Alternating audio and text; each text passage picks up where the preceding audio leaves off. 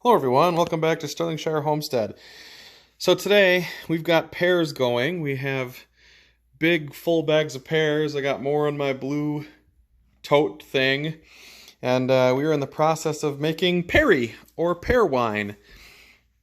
And Grandma and Grandpa got us a food processor, this thing, last year when we were making apple wine, and we are going to give that a go right now. So could get loud, but we wanted to show you the process. So after you cut the pears open, you cut them so there's no core on them, because the core has what is it, arsenic or cyanide? Cyanide. Seeds have cyanide, and the core is really hard and you really can't juice that. So we're going to throw these in our food processor, shred them up, stick them in our press again, press it out, get the juice, put the juice in the bucket, and then make wine with the pears. So go ahead, Maddie, let's try it. Let's see how it goes. This is brand new. We have no idea how this works. Trying to see if there's a switch.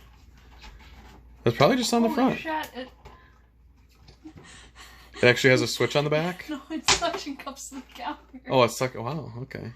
Okay, so nothing So there. you're good. So let's...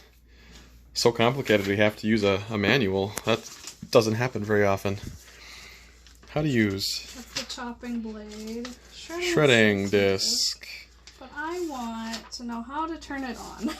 It's probably already on. You probably just push stuff in it, it might start. Well, let's... Okay. What does it say? What do you got? Pulse to chop.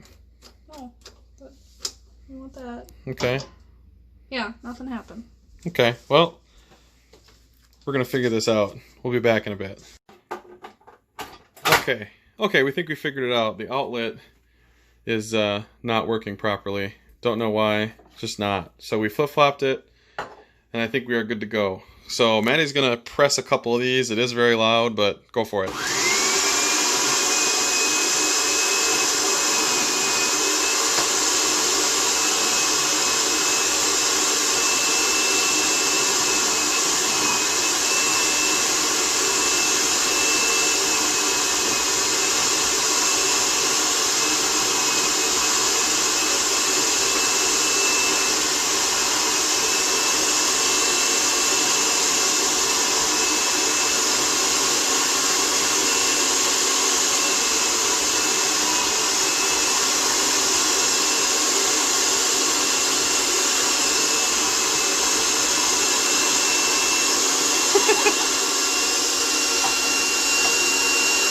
Alright. Yeah, that is very loud. Anyway, so that is the press, or not the press, the shredder. We're going to use our food processor to shred all that up. Looks like there are still some troubleshooty issues that we're going to have to figure out. Yeah, I think we're going to have to go with the chop blade. But we'll see how it goes. Anyway, we'll be back after we chop more of this up. Well, already dripping. We haven't even pressed it yet. We shredded all that. And Maddie is actually in the act of just filling up the press, and it's already dripping because there's just that much wet material from the pear. I wonder what it tastes like.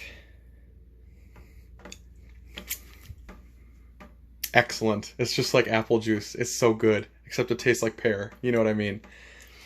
So, lots of juice. As we go through this more, we'll show you how much we end up getting. That is a 5-gallon food-safe bucket, and that's our primary fermenter. We'll let you know what we get.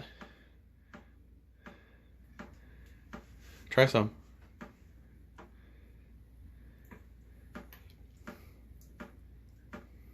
Tart. Yeah, it's nice. Okay, well, we'll see you back in a bit. Okay, first press. Just with what I can get with my hand right now. Pears are so soft. Yeah, in comparison to apples, this is great.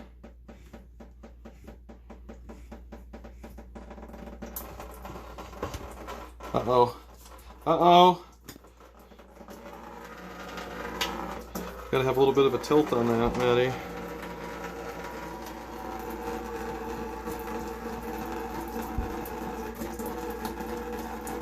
All the juice. This is just what I'm doing with my hands. I haven't even put the press bar in yet. Okay, just turning it with my hands. Easy.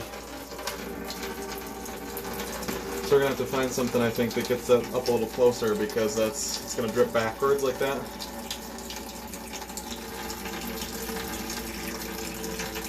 But man, look at that. For the win.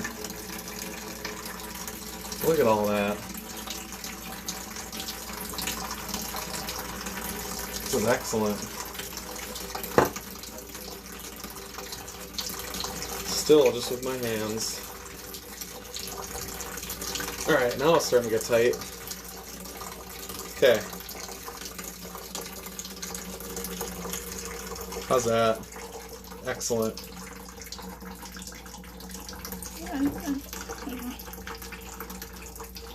Alright, we'll be back. Okay, so you saw the pears being cut up. We finished that, we put that in a fermenter, and now we're on apples today too. You'll probably hear Maddie in the background once or twice, cutting those up the same way. Yep, there it is. And we're doing these now. So to give you a size comparison, this is probably about the average. It's much bigger. It's a full-size apple. The ones we used last year were super tiny from our crabapple tree. Our crabapple tree did not flower this year, so we got 0 apples. So we went to a gentleman pretty close to where I work, and he had an apple orchard that he had on his property, and he had zesters, which is what these are. We're going to eventually get these. We planted these, the same exact kind of apple. It is a tart apple, a sweet tart. It's kind of in the middle. And it tastes exactly like the crab apples we had last year. So I want to say that they're almost an identical plant, or at least identical taste. So we've gone through these. I'm finishing up the last, I don't know, dozen or so here. And we had this big bucket up to that second line. You see that on the edge, just below that white strap. So we had about a bushel of apples, and on top of that we had a bushel of pears. So we'll knock these out, and I'll show you what kind of stuff we're doing with juice in a little bit. Okay, so I lied, not juice, but at home. So we're inside, our wine is up top once again. You can see the 2 buckets. The 2 buckets are up there, and we are shaking them every night, and turning out quite well. So until next time, this is Isaac here at Sterlingshire Homestead. See you later.